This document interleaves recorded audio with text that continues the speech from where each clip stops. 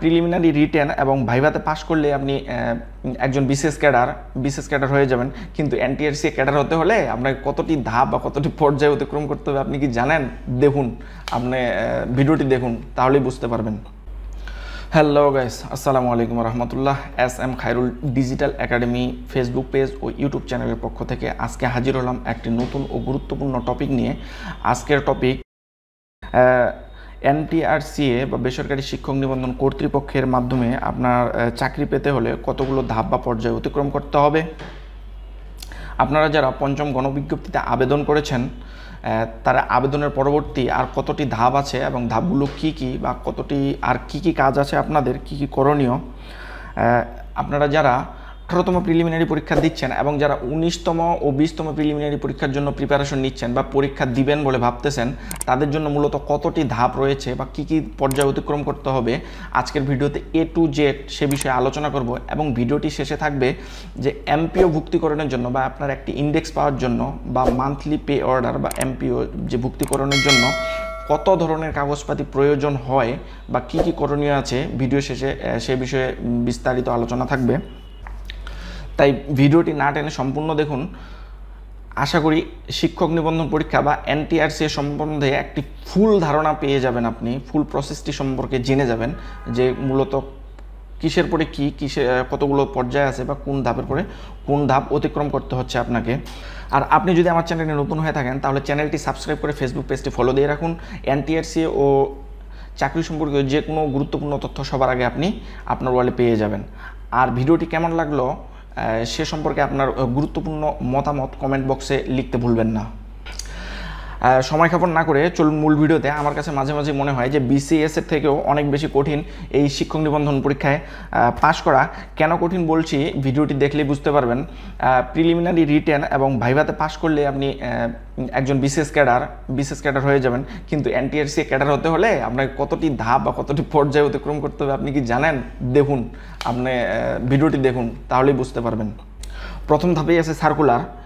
NTRC কর্তৃপক্ষ একটা circular দিয়ে থাকে। এই সার্কুলারে A to Z উল্লেখ করা থাকে যে কারা আবেদন করতে পারবে, কারা আবেদন করতে পারবে না।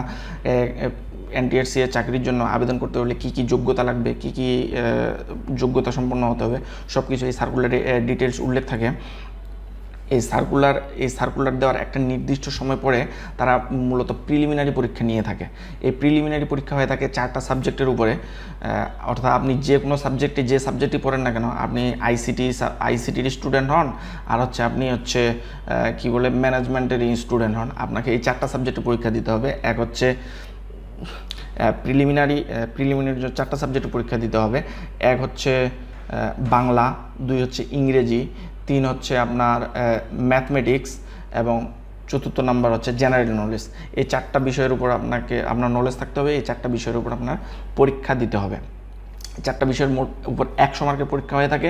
এই 100 মার্কের পরীক্ষার মধ্যে আপনার 40 মার্ক পেলেই আপনি পাস করতে পারবেন। অর্থাৎ এই 4টা সাবজেক্ট মিলে যদি আপনি কোনোভাবে 40 মার্ক তুলতে পারেন তাহলে আপনি প্রিলিমিনারি পরীক্ষা পাস করবেন।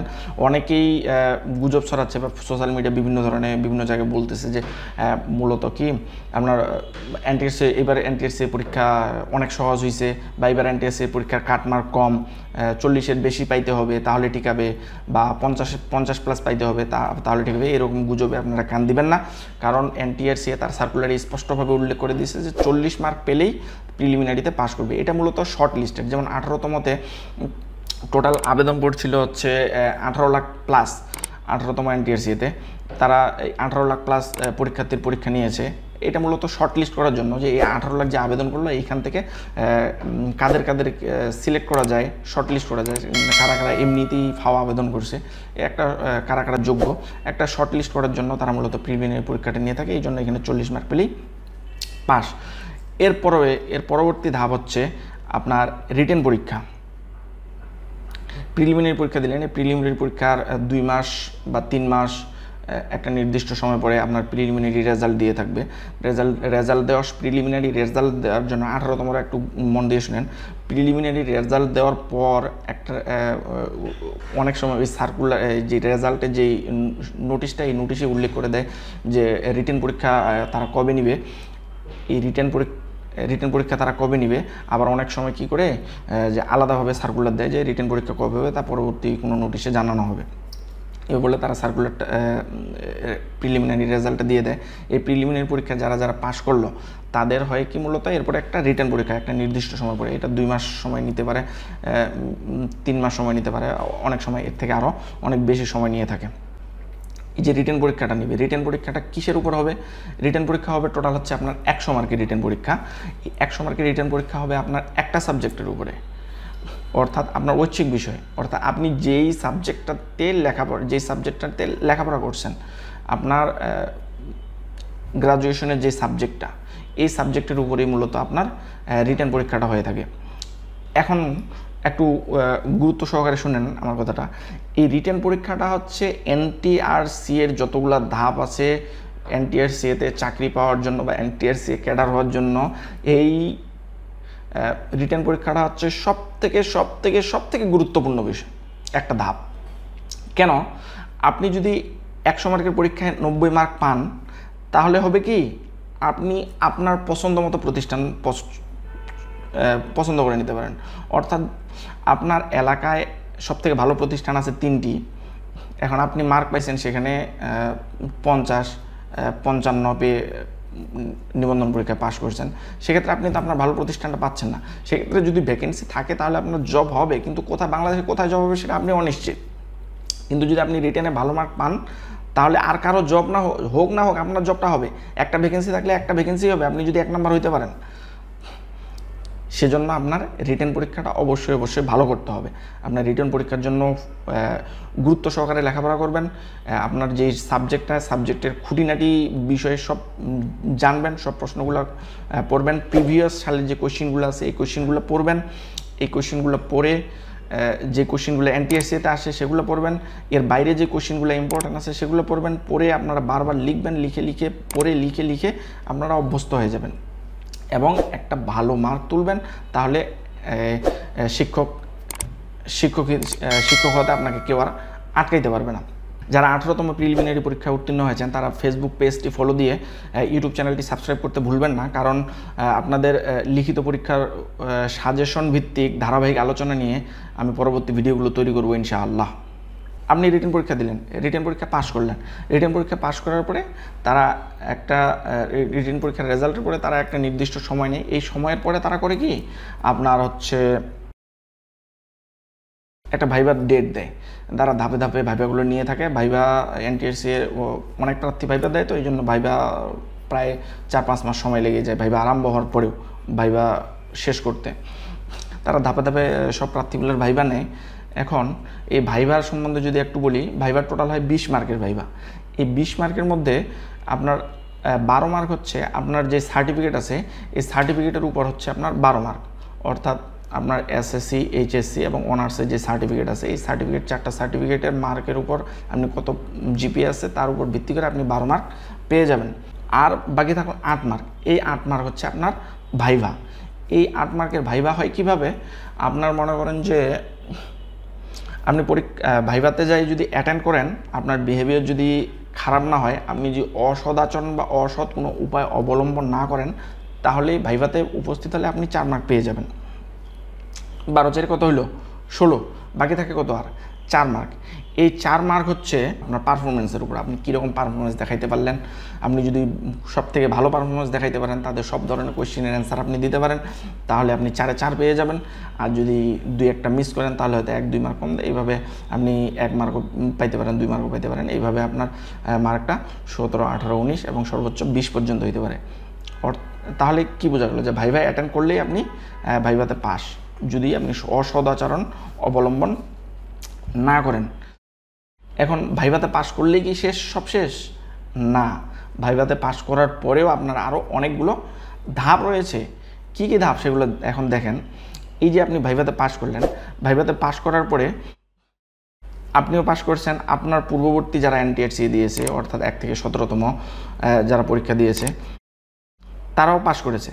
এই যে তাদের আপনার সাবজেক্টে মনে করেন যে টোটাল 25,000 এখন পর্যন্ত পাস করেছে। এই 25,000 শিক্ষার্থীর মধ্যে আপনার অবস্থান কততম সেইটা দেখার জন্য তারা একটা জাতীয় মেধা তালিকা প্রকাশ করে, সেটা অনলাইনে প্রকাশ করে, সেটা অনলাইন থেকে আপনার দেখে নিতে হবে যে আপনি মেধা তালিকায় আপনার অবস্থান কত হইল। এটা পাবলিশ করতে জন্য তারা বেশ কিছু একটা 10 থেকে 15 দিন একটা সময় নিয়ে নেয় আপনার ভাইবার রেজাল্ট পাবলিশ হওয়ার পরে। এর পরবর্তী ধাপ হচ্ছে তারা করে কি, আপনি এই যে ভাইভায় পাস করলেন, ভাইভা পাস করার জন্য আপনি যে ভাইভা, তার উপর ভিত্তি করে তারা কী করে একটা সার্টিফিকেট তৈরি করে, এই সার্টিফিকেটটা তৈরি করে তারা আপনার নিজ জেলায় পাঠা দেয়। আপনার জেলার যেই শিক্ষা অফিস আছে, শিক্ষা অফিস থেকে সার্টিফিকেটটা কালেক্ট করতে হয়। এই সার্টিফিকেট এনটিআরসি তৈরি করতে আপনার জেলা শিক্ষা অফিসে যেতে, সেখান থেকে কালেক্ট করতে মনে করেন যে আপনার 2 থেকে 2.5 মাস 3 মাস সময় এখানে চলে যাবে। এরপরে সার্টিফিকেট আপনি কালেক্ট করলেন। এরপরে করে কি, এনটিআরসি আপনাদেরকে যে নিয়োগ দিবে, কোথায় কোথায় নিয়োগ দিবে সেটা জানার জন্য প্রতিষ্ঠান প্রধান এবং জেলা শিক্ষা অফিসগুলোতে এবং অনলাইনে একটা বিজ্ঞপ্তি দেয়। তারা একটা চাহিদা চায় যে কোন কোন প্রতিষ্ঠানে কোন কোন বিষয়ে কতজন শিক্ষক লাগবে বা কতটি শূন্যপদ রয়েছে। এই শূন্যপদে তারা একটা চাহিদা তথ্য সংগ্রহ করে, এই তথ্য সংগ্রহ করে তারা এই শূন্যপদগুলো যাচাই বাছাই করে সব কিছু চেক আপ করে তারা কাউন্টিং করে দেখে যে মূলত টোটাল শূন্যপদ সারা বাংলাদেশ থেকে কতগুলো আসলো, স্কুলে কতগুলো আসলো, কলেজে কতগুলো আসলো, মাদ্রাসায়, এই তারা একটা কাউন্টিং করে সব মিলে এর পরবর্তী ধাপ হচ্ছে তারা একটা গণবিজ্ঞপ্তি প্রকাশ করবে। এই গণবিজ্ঞপ্তি প্রকাশ করার পরের ধাপ হচ্ছে আপনার যে সার্টিফিকেট আছে, এই সার্টিফিকেটে তারা একটা রোল নাম্বার, রেজিস্ট্রেশন নাম্বার দিয়ে দিছে। এই রোল নাম্বার, রেজিস্ট্রেশন নাম্বারের উপর ভিত্তি করে আপনার কাছ থেকে তারা একটা চয়েস লিস্ট চাইবে যে আপনি কোথায় কোথায় চয়েস দিতে চাচ্ছেন। বাংলাদেশের এই প্রতিষ্ঠানগুলোতে ভ্যাকেন্সি রয়েছে, আপনি এই প্রতিষ্ঠানগুলোর মধ্যে কোন কোন প্রতিষ্ঠানে জব করতে ইচ্ছুক, কোন কোন প্রতিষ্ঠানে আপনি চয়েস দিতে যাচ্ছেন। তারা ক্রম অনুসারে 1 থেকে 40তম ক্রম অনুসারে তারা 40টা প্রতিষ্ঠানের একটা চয়েস লিস্ট আপনার কাছ থেকে চাইবে। এরপরে আপনি অনলাইনে আপনার রোল রেজিস্ট্রেশন নাম্বার ব্যবহার করে অনলাইনে আপনি একটা চয়েস লিস্ট সাবমিট করলেন, সেজন্য আপনার 1000 টাকা পে করতে হবে। পঞ্চম গণবিজ্ঞপ্তির আবেদন শেষ অনলাইনে। এই আবেদন পরবর্তী আর কতগুলো ধাপ আছে, কতগুলো স্টেপ আছে, চলুন এবার আমরা সে বিষয়টা জেনে নিই যে আবেদন করার পর মূলত আপনার শিক্ষক হতে আর কি বাধা বা প্রতিবন্ধকতা আছে, আপনাকে আরও কয়েকটি ধাপ অতিক্রম করতে হবে। এই আবেদন শেষ হওয়ার পরে আপনি চয়েস লিস্ট, তো 40টা চয়েস লিস্ট দিলেন, এই 40টা চয়েস লিস্ট তারা যাচাই বাছাই করবে। যাচাই বাছাই করার পর তারা 8 থেকে 10 দিন বা 10 থেকে 15 দিন বা 15 থেকে 20 দিন একটা নির্দিষ্ট সময় পর তারা একটা রেজাল্ট প্রকাশ করবে আপনার আবেদনের ভিত্তিতে। আপনি যে চয়েস লিস্টটা দিলেন, যে এই চয়েস লিস্টের ভিত্তিতে আপনি খায়রুল ইসলাম এই প্রতিষ্ঠানে আপনাকে সুপারিশ করা হলো, তারা প্রাথমিকভাবে সুপারিশ করার জন্য একটা রেজাল্ট প্রকাশ করবে। এর পরবর্তী ধাপ হচ্ছে একটা ভি ফর্ম বলে থাকে, অনলাইনের মাধ্যমে আপনার পুলিশ ভেরিফিকেশন ফর্ম আছে, একটা পুলিশ ভেরিফিকেশন ফর্মটা ফিল আপ করতে হবে। এটার জন্য আপনার 1 সপ্তাহ 15 দিন সময় চলে যাবে। তার পরবর্তীতে তারা হচ্ছে আপনাকে জয়েনিংয়ের জন্য একটা নোটিশ ইস্যু করবে। তারা প্রতিষ্ঠানে এবং আপনার কাছে প্রতিষ্ঠানে এবং যে প্রার্থী তার কাছে 2 জায়গাতেই তারা একটা চিঠি ইস্যু করে যে আপনার কবে থেকে যোগদান করতে হবে, যোগদানের একটা সময়সীমা দিয়ে দেয়। এই সময়সীমার মধ্যে আপনার উক্ত প্রতিষ্ঠানে গিয়ে প্রতিষ্ঠান প্রধানের নিকট আপনার একটা আবেদন করতে হয় যে আমি খায়রুল ইসলাম আপনার প্রতিষ্ঠানে অ্যাসিস্ট্যান্ট টিচার আইসিটি বা লেকচারার আইসিটি হিসেবে যোগদান করতে চাচ্ছি, একটা আবেদন করে আসতে হবে। এরপরে প্রতিষ্ঠান প্রধানগণ করবে কি, তাদের বোর্ড অফ মেম্বারদের ডাকবে বা তাদের যে কমিটি আছে কমিটিকে ডাকবে, ডেকে তারা বসে তারা আলোচনা করবে, সিদ্ধান্ত নিবে। সিদ্ধান্ত নিয়ে তারা সবশেষে করবে কি, আপনাকে একটা অ্যাপয়েন্টমেন্ট লেটার দিবে। এই অ্যাপয়েন্টমেন্ট লেটার আপনাকে তারা করবে, একটা অ্যাপয়েন্টমেন্ট লেটার দিবে। এই অ্যাপয়েন্টমেন্ট লেটারের ভিত্তিতে আপনাকে আবার একটা জয়েনিং ফর্ম পূরণ করতে হবে যে আপনি এত তারিখ থেকে জয়েন করতেছেন। এরপরে আপনার হইলো আপনি প্রতিষ্ঠানে জয়েন করলেন। প্রতিষ্ঠানে জয়েন করার পরে রয়েছে সবথেকে গুরুত্বপূর্ণ ভোগান্তিটা, অর্থাৎ এখন আপনার এমপিও হইতে হবে।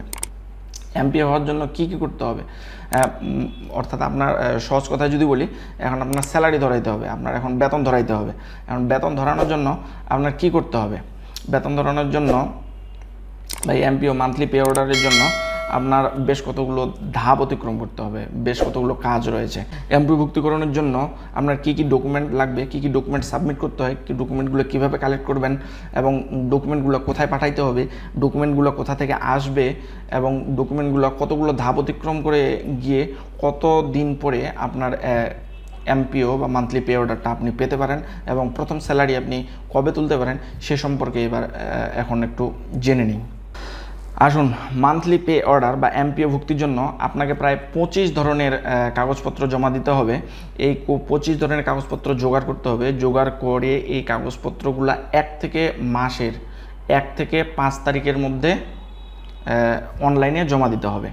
আর মাদ্রাসায় যদি আপনি জব হয়ে থাকে তাহলে মাদ্রাসায় আপনি প্রতি মাসে 1 থেকে 5 তারিখের মধ্যে পাঠাইতে পারবেন। আর যদি মাদ্রাসায় না হয়ে স্কুল বা কলেজে হয়ে থাকে তাহলে আপনি প্রতি মাসে পারবেন না, সেক্ষেত্রে আপনার 1 মাস পরপর, অর্থাৎ 1 মাস পরপর পাঠাইতে পারবেন হচ্ছে এই কাগজপত্রগুলো। এবার তাহলে চলুন দেখি এই 25 ধরনের যে কাগজপত্র মূলত কি কি কাগজপত্রগুলো এখানে রয়েছে। 1 নম্বরে রয়েছে আপনার যে একাডেমিক সার্টিফিকেট রয়েছে, একাডেমিক সার্টিফিকেটগুলো স্ক্যান কপি লাগবে, এসএসসি, এইচএসসি, অনার্স যে সার্টিফিকেটগুলো আছে সবগুলারই। এরপরে এনটিআরসি আপনাকে একটি সার্টিফিকেট দিয়েছে, এই এনটিআরসি সার্টিফিকেটটার স্ক্যান কপি। এনটিআরসিএ এর সুপারিশপত্র যেটা রয়েছে, এনটিআরসিএ থেকে আপনাকে যে সুপারিশপত্রটা দিয়েছে এই সুপারিশপত্রটার ফটোকপি। আপনার লাস্ট সার্টিফিকেট যেটা বা লাস্ট শিক্ষা প্রতিষ্ঠান যেটা ছিল সেখান থেকে যে আপনি মার্কশিটটা পেয়েছেন, সর্বশেষ মার্কশিটটা রয়েছে, সে মার্কশিটের স্ক্যান কপি। প্রতিষ্ঠান যে আপনাকে নিয়োগ প্রদান করলো এই প্রতিষ্ঠান থেকে যে নিয়োগপত্র একটা দিয়েছে সেই নিয়োগপত্রটার স্ক্যান কপি। এরপরে আপনি যে প্রতিষ্ঠানে যোগদান করেছেন এই যোগদানপত্রের স্ক্যান কপি। এরপরে হচ্ছে প্রতিষ্ঠানের বেতনগুলো যে ব্যাংকে যায় সেই ব্যাংকে আপনার একটি অ্যাকাউন্ট করতে হবে এবং সেই অ্যাকাউন্টের ইনফরমেশনগুলো। এরপরে যে ডকুমেন্টটা লাগবে সেটি হচ্ছে প্রতিষ্ঠানের ছাত্রছাত্রীর তথ্য বিষয়ভিত্তিক, অর্থাৎ আপনি যে বিষয়ে জয়েন করতেছেন এই বিষয়ে আপনার কতগুলো স্টুডেন্ট রয়েছে এই ছাত্রছাত্রীর সংখ্যাটা লাগবে, তথ্যটা লাগবে, এটা আপনি প্রতিষ্ঠান থেকে কালেক্ট করবেন। সকল টিচারের তথ্য, আপনার এই প্রতিষ্ঠানে এখন পর্যন্ত কত ধরনের টিচার রয়েছে, কতগুলো টিচার রয়েছে তাদের তথ্য লাগবে। পদ সংক্রান্ত তথ্যটা যদি আমি একটু বলি তাহলে হচ্ছে আপনার এই পদটি হচ্ছে শূন্য পদ নাকি সৃষ্ট পদ। শূন্য পদ বলতে আপনার এই প্রতিষ্ঠানে এর আগে একজন টিচার ছিল, তিনি অবসরে চলে গেছেন অথবা কোনো কারণে জব ছেড়ে দিয়েছেন অথবা তিনি কোনো কারণে মারা গেছেন বা যে কোনো কারণে চাকরি করতেছেন না বা জবটা ছেড়ে দিয়েছেন। এই সব কারণে যদি আপনার পদটা শূন্য হয়ে থাকে বা ফাঁকা হয়ে থাকে, ভ্যাকেন্সি হয়ে থাকে তাহলে সেটি হচ্ছে শূন্য পদ। আরেকটা হচ্ছে সৃষ্ট পদ। এই সৃষ্ট পদ হচ্ছে আপনার মনে করেন যে কোনো একটি শাখা আপনার প্রতিষ্ঠানে চালু ছিল না, সেই শাখাটি আপনি এখন চালু করছেন, চালু করার কারণে আপনার নতুন একটি পদ তৈরি হয়েছে বা এই ধরনের নতুন যে পদগুলো তৈরি হয় এগুলোকে মূলত সৃষ্ট পদ বলে থাকে। এরপরে যে কাগজটা প্রয়োজন সেটি হচ্ছে প্রতিষ্ঠানের স্বীকৃতিপত্র, অবস্থান নির্ধারণী পত্র। মানে হচ্ছে আপনি যে বলতেছেন যে এই প্রতিষ্ঠানটা ঠাকুরগাঁও জেলার ঠাকুরগাঁও সদরের উমুক উপজেলার উমুক ইউনিয়নে অবস্থিত। এই প্রতিষ্ঠানটা অবস্থিত যে আছে এটা আদৌ কি এই নামে ওই স্থানে কোনো প্রতিষ্ঠান আছে কিনা সেটার জন্য একটা অবস্থান নির্ধারণী পত্র লাগবে। এই পত্রটা আপনার চেয়ারম্যানের কাছ থেকে সংগ্রহ করতে হবে। অনুমোদিত ম্যানেজিং কমিটির স্বীকৃতিপ্রাপ্ত। এই প্রতিষ্ঠানে যে একটা ম্যানেজিং কমিটি আছে এই কমিটিটার কি অনুমোদন আছে কিনা সেটার একটা স্বীকৃতিপত্র লাগবে। এরপরে হচ্ছে নিয়োগ ও অনুমোদন পত্রের রেজুলেশন কপি। এরপর নিয়োগপত্রটা তো আছেই, এরপরে ওই যে আমাকে বলছিলাম যে আপনার প্রতিষ্ঠান প্রধান কমিটি থেকে নিয়ে বসবে, আলোচনা করে তারা একটা সিদ্ধান্ত নেবে এবং একটা রেজুলেশন কপি তারা ইস্যু করবে। তারা ওই কমিটি থেকে একটা যেই কপিটা দেয় ওইটাই মূলত রেজুলেশন কপি বলে থাকে। এই কপিটার স্ক্যান কপি লাগবে। এরপরে হচ্ছে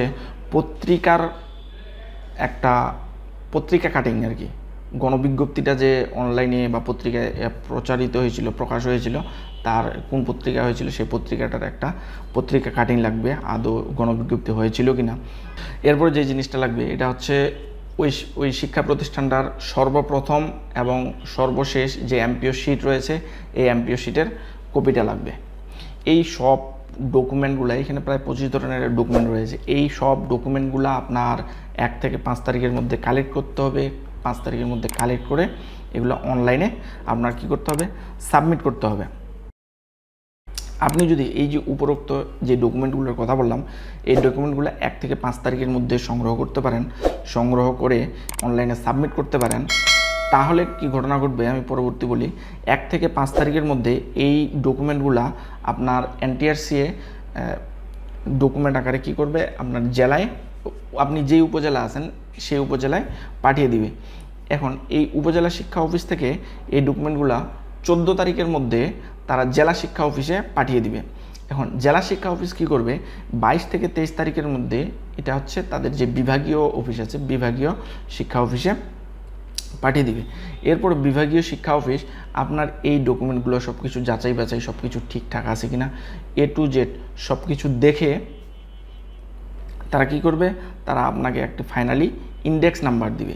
এই ইন্ডেক্স নাম্বার যদি দেয়, মনে করেন যে আপনার মে মাসের 1 তারিখে, মে মাসের 24-25 তারিখে আপনাকে ইন্ডেক্স নাম্বার দিল, তাহলে পরবর্তী অর্থাৎ জুন মাসের 1 তারিখ থেকে আপনার বেতন ধরবে। আর যদি কোনো কারণে এটা মিস হয়ে যায় 24-25 তারিখের বা এই মাসের মধ্যে, মে মাসের মধ্যে আপনার এই কাজটি কমপ্লিট হইল না, তাহলে এইগুলো চলে গেল, আবার এই ফুল প্রসেসটা পরবর্তী ধাপে। আবার এই যে ডকুমেন্টগুলো, এই ডকুমেন্টগুলোর যদি কোথাও কোনো একটা ঘাটতি হয়ে থাকে, তাহলে এই যে আপনার উপজেলা, জেলা, বিভাগ যে কোনো জায়গা থেকে আবার ফেরত আসতে পারে। ফেরত আসলে আবার আপনার সেই ডকুমেন্টটা সংশোধন করে আবার অনলাইনে সাবমিট করতে হবে, ওই 1 মাস পর বা 2 মাস পরে। আপনি আবার যখন সাবমিট করলেন, সাবমিট করার পরে আবার সেটা উপজেলায় পাঠালো, উপজেলা থেকে জেলা, জেলা থেকে বিভাগীয় পর্যায়ে পাঠালো, সেখানে যায় আপনার একটা ইন্ডেক্স নাম্বার দিয়ে দিল। মনে করেন যে জুনের 1 তারিখ থেকে বেতন ধরলো, কিন্তু এই বেতনটা আপনার পেতে পেতে আরও 1 থেকে 2 মাস সময় লেগে যাবে, 1 থেকে 2 মাস সময় লেগে যাবে, কিন্তু আপনি এই জুনের 1 তারিখ থেকে বেতনটা পাবেন। আশা করি এমপিও ভুক্তি নিয়ে, এমপিও ভুক্তকরণ নিয়ে যত ধরনের জটিলতা ছিল বা আপনাদের যে জিজ্ঞাসাগুলো ছিল, আপনাদের মনের মধ্যে যে জানার আগ্রহটা ছিল, এই ভিডিওটির মাধ্যমে আপনারা সম্পূর্ণটি জানতে পেরেছেন। এবং এনটিআরসিএতে জব পেতে হলে আপনার কি কি করতে হবে বা কতগুলো ধাপ বা পর্যায় রয়েছে, A to Z সব পর্যায়গুলো এই ভিডিওর মাধ্যমে আমি ব্যাখ্যা করার চেষ্টা করেছি। ভিডিওটি কেমন লাগলো অবশ্যই কমেন্টে জানাবেন। আর আপনি যদি আমার চ্যানেলে নতুন হয়ে থাকেন তাহলে চ্যানেলটি সাবস্ক্রাইব করে ফেসবুক পেজটি ফলো দিয়ে রাখুন, কারণ এনটিআরসি ও শিক্ষা সম্পর্কিত যে কোনো তথ্য সবার আগে আপনি আপনার মোবাইলে পেয়ে যাবেন। ভিডিওটি শেয়ার করে সকলের মাঝে পৌঁছে দিন, যেন আপনার মতো এই ভিডিওটি দেখে আরও 10 জন মানুষ উপকৃত হতে পারে। আজ বিদায় নিচ্ছি, কিন্তু প্রকৃতপক্ষে বিদায় নিচ্ছি না, হাজির হব আরও একটি নতুন টপিক নিয়ে, নতুন কোনো ভিডিওতে। ততক্ষণ পর্যন্ত আল্লাহ হাফেজ, আসসালামু আলাইকুম ওয়া রাহমাতুল্লাহ।